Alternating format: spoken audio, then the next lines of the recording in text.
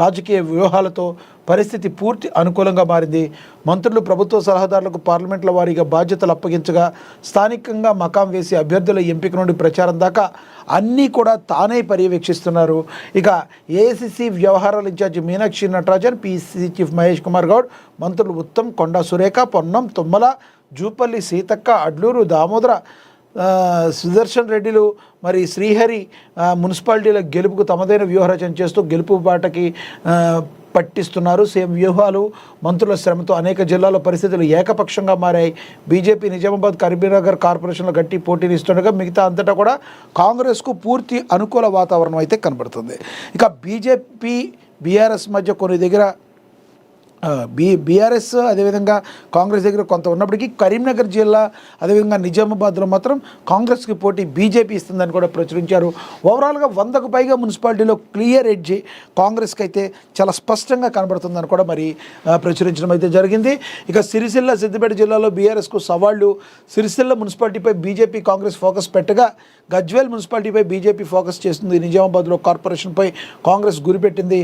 BRS ప్రముఖుల నియోజకవర్గాలపై focus పెట్టిన విజయ్ బావుట ఎగరవేసేందుకు కాంగ్రెస్ వ్యూహ రచన చేస్తుండగా బీజేపీ కాంగ్రెస్కు తామే ప్రత్యామ్నాయంగా నిలబడేందుకు ఎంపీల నియోజకవర్గాల్లో సంచలనాలు క్రియేట్ చేసేందుకు కష్టపడుతుందని కూడా ప్రచురించారు. ఓవరాల్గా ఇక మనకి తెలుసు, సీఎం రేవంత్ రెడ్డి అన్నీ తానై మరి చూసుకుంటూ గతంలో గతంలో జరిగిన ఉప ఎన్నికలు కావచ్చు, పంచాయతీరాజ్ ఎన్నికలు కావచ్చు, విజయమే లక్ష్యంగా కాంగ్రెస్ పార్టీ జెండాను ఎగరవేయడానికి ఆయన ముందుకు వెళ్ళిన పరిస్థితి మనమైతే గమనించవచ్చు. 100%గా మరి కాంగ్రెస్ 100 మున్సిపాలిటీల లక్ష్యంగా స్పష్టంగా ఎడ్జ్ కనబడుతుందని కూడా ప్రచురించడం జరిగింది.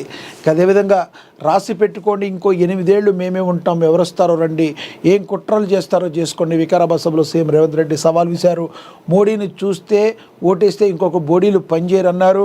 మరి రాసి పెట్టుకోండి, కల్వకుంట్ల చంద్రశేఖరరావు, కల్వకుంట్ల కిషన్ రావు ఇప్పటి నుంచి 8 ఏళ్ల వరకు కాంగ్రెస్ ప్రభుత్వమే అధికారంలో ఉంటుంది. కాంగ్రెస్ హయాంలో దేశంలో నెంబర్ 1గా రాష్ట్రంగా తెలంగాణ తీర్చిదిద్దామని గుర్తుపెట్టుకోవాలని సీఎం రేవంత్ రెడ్డి సవాల్ చేశారు.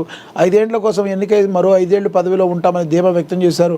10 ఏళ్లు పవర్లో ఉన్న బీఆర్ఎస్, 12 ఏళ్లుగా అధికారంలో ఉన్న బీజేపీ ఏనాడు కూడా సమస్యలు పట్టించుకోలేదు అని చెప్పి సీఎం రేవంత్ రెడ్డి చాలా ఘాటుగా వ్యాఖ్యానించడం జరిగింది. శనివారం ప్రజాపాలన పరిధిబాట కార్యక్రమంలో భాగంగా వికారాబాద్ జిల్లా పరిగి మండలం నారాయణపూర్లో పలు అభివృద్ధి పనులకు సీఎం రేవంత్ రెడ్డి శ్రీకారం చుట్టారు. అనంతరం బహిరంగ సభలో ఆయన మాట్లాడుతూ కాంగ్రెస్ను ఓడించేందుకు బీజేపీ, బీఆర్ఎస్ చీకటి ఒప్పందాలు చేసుకున్నాయని ఆరోపించారు. మనకి తెలుసు, ఆయన మరొకటి మాట్లాడారు, స్పష్టంగా మాట్లాడారు. మరి ఎవరైతే కవలలు, అంతకుముందు అవిభక్త కవలలు ఎవరైతే వీణావాణి ఉన్నారో మరి వాళ్ళ తలలు 2 కూడా జాయింట్ అయ్యి ఏ రకంగా అలా ఉంటాయో అదే విధంగా వీణావాణి ఏ రకంగా ఉందో బీఆర్ఎస్, బీజేపీ కూడా వాళ్ళ స్నేహం అట్టా ఉంది అని చెప్పి మరి మాట్లాడుతుంది జరిగింది. దీని మీద అనేక మంది కొంత విమర్శలు వానైతే గుప్పించారు. రేవంత్ రెడ్డి మరీ ఇలా వ్యక్తిత్వ హననానికి పాల్పడుతూ నీ రాజకీయంగా ఉంటే ఏదైనా ఫెవికాల్ బంధం అని చెప్పాలి, అంతేగాని వీణావాణి అని చెప్పి వాళ్ళిద్దరిని వ్యక్తిత్వ హననం చేస్తున్నాను ధర్మపురి అరవింద్ లాంటి వాళ్ళు ఘాటుగా స్పందించారు. అది వేరే విషయం.